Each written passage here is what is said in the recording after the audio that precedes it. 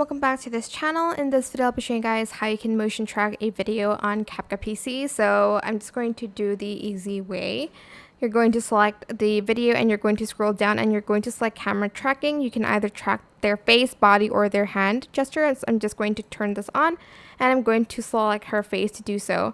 Make sure her face is visible throughout and it's going to process. It's going to just make it easier.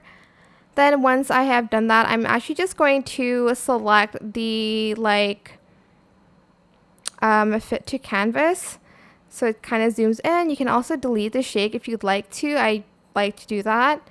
And I'm going to just, well, that's it. Basically, that's what I meant.